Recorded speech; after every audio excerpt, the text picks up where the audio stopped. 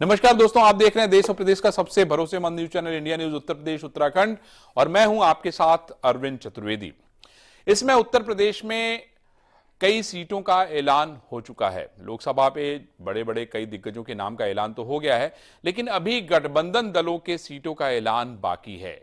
उसमें कहा जा रहा था कि राष्ट्रीय लोकदल के ज्वाइन करने के बाद बाकी जो है निषाद पार्टी, ओम प्रकाश राजभर और अपना दल के सीटों का भी ऐलान किया जाएगा। लेकिन जिस तरीके से सूत्रों से जानकारी मिल रही है कि जो गठबंधन दल के सहयोगी लोग हैं उनको भी लगता है कि उनकी एक उत्तर प्रदेश में मजबूत ताकत है और उनको भी सीटें बढ़ा के दी जाएं। ऐसे में ये बहुत इंपॉर्टेंट हो गया है कि क्या उनकी बात बन रही है, क्या उनकी कोई नाराजगी है, उसको लेके बात करते हैं। हमारे साथ संजय निषाद जुड़ गए हैं, निषाद पार्टी के राष्ट्रीय अध्यक्ष हैं। डॉक्टर साहब नमस्कार। नमस्कार, आपके दर्शकों और चैनल को बधाई मेरी तरफ से। थैंक यू डॉक्टर साहब। डॉक्टर साहब मुझे ये बताइए कि प्रवीण निषाद जी का टिकट तो भारतीय जनता पार्टी से घोषित हो गया है, अब आप क्या चाहते हैं? आपने हमेशा इस बात को कहा है कि आप और भारतीय जनता पार्टी बड़े भाई और छोटे भाई की तरह रिश्ता रखते हैं और ये भी कहा जा रहा है कि लगातार जो है निषाद पार्टी अलग अलग जगहों में क्षेत्र में काम कर रही है, यहां तक मध्य प्रदेश में और बिहार में भी काम कर रही है। लेकिन मुझे ये बताइए कि उत्तर प्रदेश में इतनी सारी सीटें घोषित हो गई, लेकिन अभी गठबंधन दलों का कुछ पता नहीं है।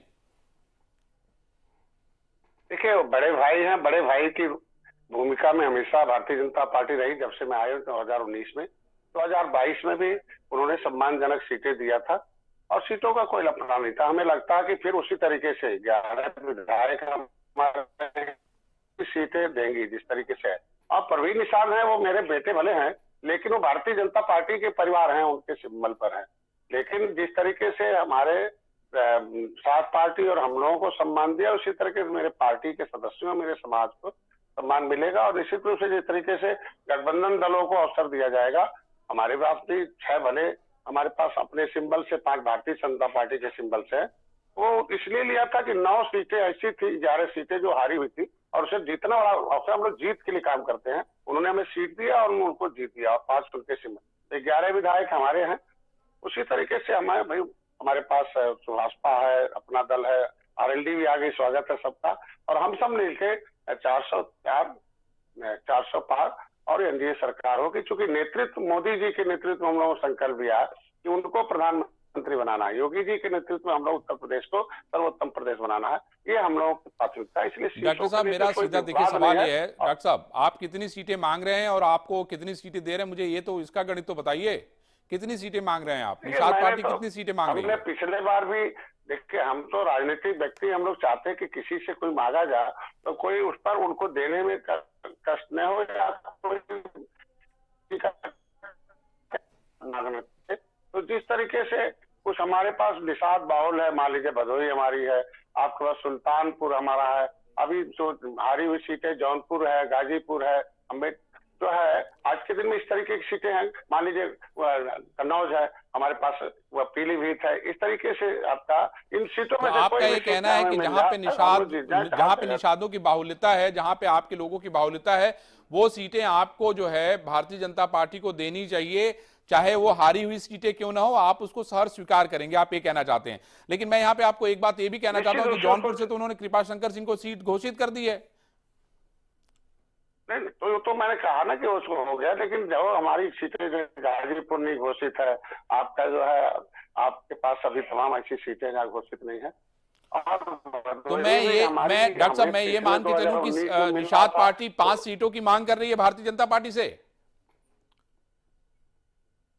नहीं, हमने सीटों की गिनती में मांग नहीं की। हमें लगा कि 11, क्योंकि हमारे अपना दल के जो विधायक आरएलडी के विधायक हैं और मैया के जो हमारे सुभाषपा है, उससे हम जो हमारे 11 विधायक हैं उसके अनुसार हमें उसका अवसर मिलना चाहिए। और निषाद पार्टी का सिंबल पहुंचाने के लिए भारतीय जनता पार्टी, हमें पूरा उम्मीद है कि वो हमारे सिंबल को भी लोकसभा में पहुंचाएगी, क्योंकि उससे क्या होगा, जीत में बदलेगा।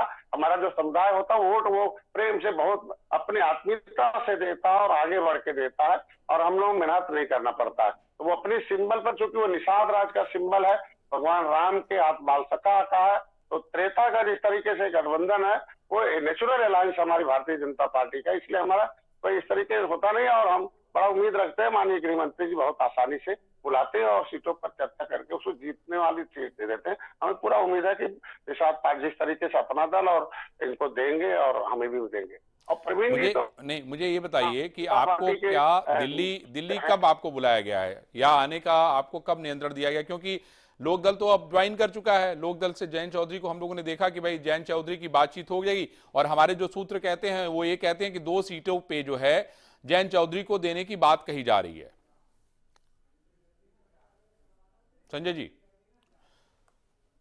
आपको क्या दिल्ली से कोई सूचना आई कि गृह मंत्री जी कब मिलेंगे आपसे, कब बातचीत होगी, कब सीटें फाइनल होगी? क्योंकि कहा जा रहा है कि 8 तारीख को जो है बैठक होने वाली है, उसके बाद जो 29 सीटें लोकसभा की बची हुई हैं, 51 सीटें की घोषणा के बाद, उसके बाद उसमें यह तय होगा। आप देखिए अभी बड़ी बड़ी सीटों की घोषणा नहीं हुई है। आप देखिए मेनका गांधी की सीट बची हुई है, सुल्तानपुर, आप देखिए पीलीभीत वरुण गांधी की सीट बची हुई है, कानपुर की सीट बची हुई है। इधर अगर आप पूर्वांचल में चले जाएं तो मऊ, उसके अलावा देखिए घोसी है, उसके अलावा बलिया की सीट बची हुई है, गाजीपुर की सीट बची हुई है, प्रयागराज की सीट बची हुई है। तो ये बहुत सारी सीटें ऐसी हैं जो बची हुई। इधर अगर पश्चिम उत्तर प्रदेश में आ जाए तो मेरठ की सीट बची हुई है, गाजियाबाद की सीट बची हुई है, बागपत की सीट बची हुई है। तो ये सारी की सारी सीटें तो बची ही हुई हैं।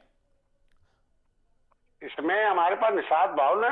आप मान के चलिए मैनपुरी देख लीजिए और कम से कम 2.5 लाख कश्यप है जो है। तो जो हम हारी हुई सीटें लेते हैं उसमें दोनों की पार्टी के कार्यकर्ता बड़े मनोबल से और बहुत आसानी से दूसरे वोट भी ट्रांसफर हो जाते हैं और आसानी से जीत जाते हैं। जिस रणनीति के तहत 2000 हम लोगों ने 22 जीता था, उसी हिसाब से अगर सीट जीतने में हमें अवसर मिलेगा तो निश्चित रूप से हारी हुई सीट को भी हम जीत में बदलने के लिए देंगे। निश्चित रूप से हमें अगर मैनपुरी मिलता है उसको भी जीत के दिखाऊंगा कैसे जीता जाता है, क्योंकि हमारे पास वहाँ है जो बागपत जो पश्चिम में वहाँ कश्यप है, उनके वहां भी हमने उनकी लड़ाई लड़ी है, उनको भी सम्मान दिलाया है। इसलिए निश्चित रूप से भारतीय जनता पार्टी इसको देखेगी जैसे अन्य दलों के लिए अन्य हमारे सहयोगी दल हैं जितने करेंगे।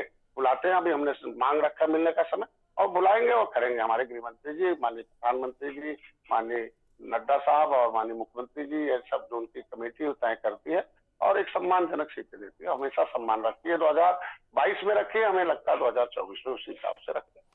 ठीक है डॉक्टर साहब, हम उम्मीद करेंगे कि आने वाला जो वक्त है वो आपके लिए बहुत महत्वपूर्ण है, और आपने तो सारे जो नाम है वो लगभग तय कर लिए होंगे कि कौन कहां से लड़ेगा। ऐसे में ये बड़ा महत्वपूर्ण हो जाता है कि ये जो समय है उस समय को जो है सही तरीके से एनालिसिस किया जाए। राजनीति तो तभी जो है सफल मानी जाती है जब आप समय को पहचाने। इंडिया न्यूज से आपने बात की उसके लिए बहुत बहुत धन्यवाद, थैंक यू। तो ये आपने देखा कि संजय निषाद ने स्पष्ट रूप से कहा है कि कम से कम 5 सीटें जो है 5 सीटों पे हमारी तैयारी है, और हम ये भी कह रहे हैं कि जो हारी हुई सीटें हैं अगर भारतीय जनता पार्टी हमें वो भी देती है तो हम उसको जीत के दिखाएंगे। अब ऐसे में ये बेहद महत्वपूर्ण हो जाता है कि इन लोगों को दिल्ली कब बुलाया जाता है, क्योंकि अभी तक ओम प्रकाश राजभर की नाराजगी भी हम देख रहे हैं कि किस तरीके से उन्होंने सलेमपुर के जो विधायक थे रविंद्र कुशवाहा, उनको लेके कितनी बड़ी बात कही। उनका ये कहना था कि आज तक जब से ये मेंबर ऑफ पार्लियामेंट बने हैं तब से लेके इन्होंने किसी गरीब की 5,000 रुपए तक की भी मदद नहीं की। ऐसे में ये बहुत बड़ा सवाल हो जाता है कि घटक दल के जो लोग हैं अगर वो सवाल उठाने लगे तो फिर तो दिक्कत होगी। जयंत चौधरी की मुलाकात तो हो चुकी है लेकिन अभी सीटों पे बात नहीं बनी है। उसके अलावा और भी कई ऐसे नेता हैं, सांसद हैं जिनको लेके सुगबुगाहट है, नाराजगी है। अभी आप देखिए कि बाराबंकी से एक सांसद महोदय का वीडियो वायरल हो रहा है जिसको लेके उनके प्रतिनिधि ने एफआईआर भी दर्ज करा दिया है। और मथुरा में फिल्मी दुनिया की बड़ी कलाकार हेमा मालिनी, जो कि मथुरा से कई बार से सांसद भी हैं, उनको लेके भी विरोध हुआ है। ये सारी की सारी खबरें आज रात 8 बजे आप लोग विस्तार से देखेंगे हमारा विशेष शो कच्चा लीडर पक्का धोखा यानी केएलपीडी में। तो आप सभी लोग कहीं मत जाइएगा, देखते रहिए इंडिया न्यूज उत्तर प्रदेश उत्तराखंड।